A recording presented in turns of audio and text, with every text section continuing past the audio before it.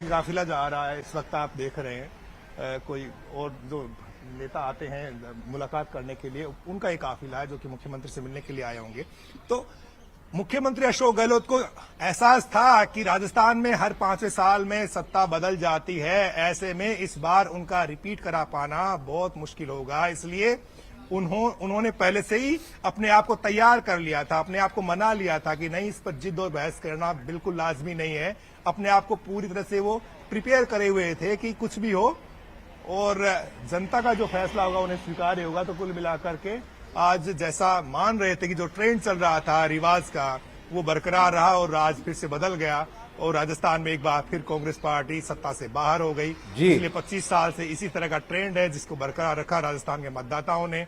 अब निगाहें इसी बात पर है कि नया बिल्कुल बने रहे आप बाबूलाल। देखिए ममता, लेकिन इस बीच एक ब्रेकिंग न्यूज भी आ रही है, जरा उसका भी रुख करेंगे। बड़ी खबर बीजेपी के खेमे से निकलकर सामने आ रही है। चूंकि मुख्यमंत्री तो अपने पद से इस्तीफा देने के लिए राजभवन में मुलाकात करने के लिए गई हैं, लेकिन इस बीच बड़ी खबर आज होगी बीजेपी पार्लियामेंट्री बोर्ड की बैठक। बड़ी खबर है ममता, जाहिर तौर पर बिल्कुल आज होगी बीजेपी पार्लियामेंट्री बोर्ड की बैठक। ये बड़ी खबर इस वक्त निकलकर सामने आ रही है। बैठक में पर्यवेक्षकों के नाम तय किए जाएंगे। ये वो पर्यवेक्षक होंगे जो राजस्थान जाएंगे और वहां पर कौन विधायक दल का नेता होगा उसको चुनेंगे। फिलहाल विधायक दल तय करेगा सीएम का नाम।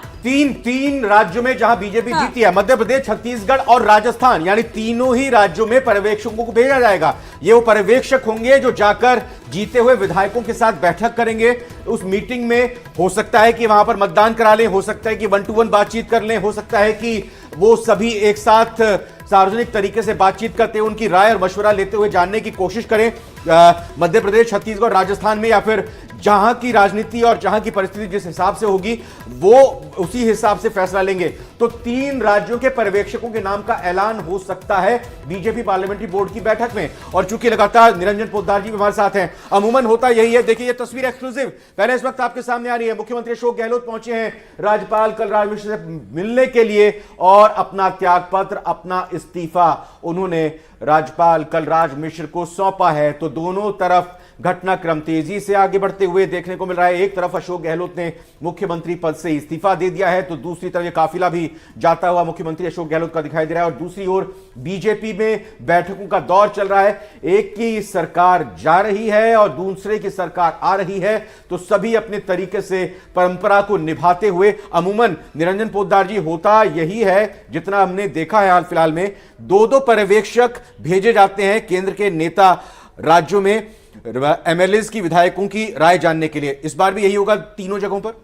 निश्चित रूप से देखिए रविंद्र जी, औपचारिकताएं तो सारी पूरी करी जाएंगी, लेकिन वास्तविकता यह है कि मेरे हिसाब से केंद्र के अंदर और केंद्रीय नेतृत्व यानी कि शीर्ष नेतृत्व इस चीज के बारे में मेरे हिसाब से अभी तक मंथन करने में माथापच्ची करना शुरू कर चुका होगा।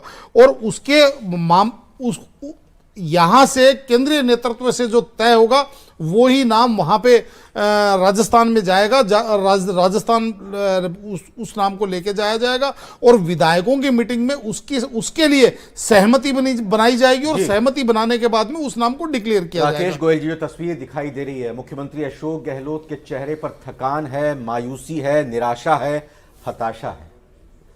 बिल्कुल आप क्या पढ़ पा रहे हैं?